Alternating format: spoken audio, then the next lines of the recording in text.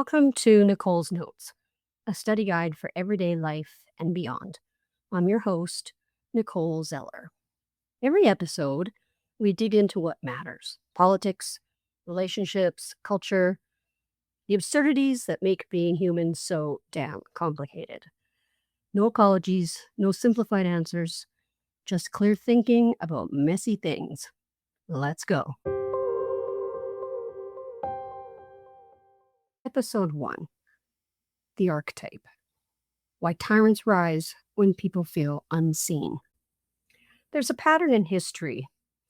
Every time a society splinters, when a large group of people feels humiliated, abandoned, economically destroyed, a certain type of man emerges. He's not a politician, he's a personality. He's crude, he's ruthless, he breaks all the rules, and most importantly, he identifies an enemy and promises to destroy them. We call these men tyrants, authoritarian leaders, the demagogues. But most people don't understand what actually makes them appealing, what emotional need they're filling.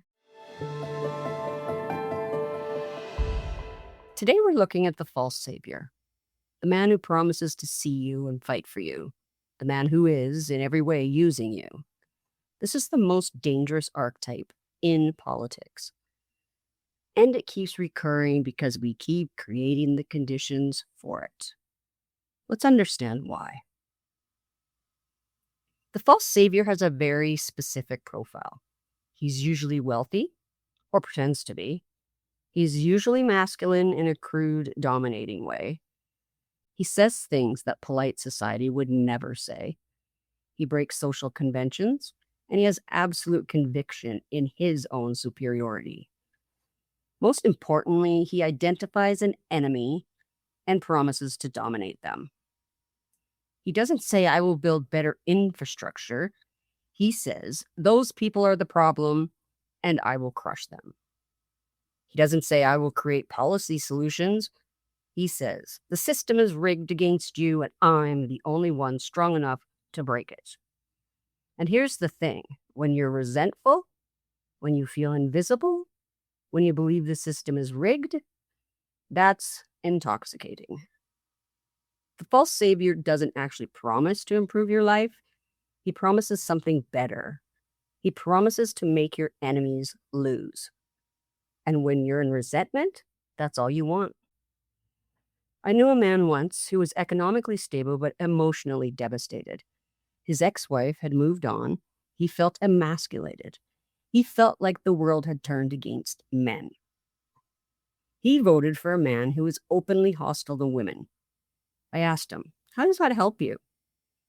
And he said, "At least he's saying what I'm thinking. At least he's going to make them pay." That's the false savior trap. He doesn't help you. He uses your anger. He weaponizes your resentment. And in exchange, he gives you the feeling of being seen.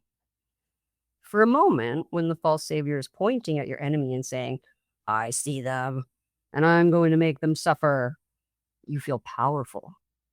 You feel like you matter, like you're part of something, like someone finally sees you. But it's an illusion. The false savior doesn't actually see you. He sees your vote. He sees your rage. He sees your utility. What he doesn't see is you, your hopes, your dignity, your actual needs. The false savior is a mirror. You project all your anger onto him, and he reflects it back at your enemy. And in the moment of mirroring, you feel seen. But it's not real. It's manipulation at the highest level. And here's what's most dangerous. The false savior doesn't need to deliver on any promises. He doesn't need to actually help you. He just needs to keep the enemy in focus, keep the anger activated, keep you believing that the system is so corrupt that the only solution is to put an authoritarian in power. Once you've made that trade, once you've said, "I'll give up democracy as long as you hurt the people I hate," he's won. He has total control. The false savior is the bridge between resentment and authoritarianism. He's the moment when personal anger becomes collective domination. But understanding this archetype isn't enough. We need to understand how he operates, what techniques he uses, how he maintains power.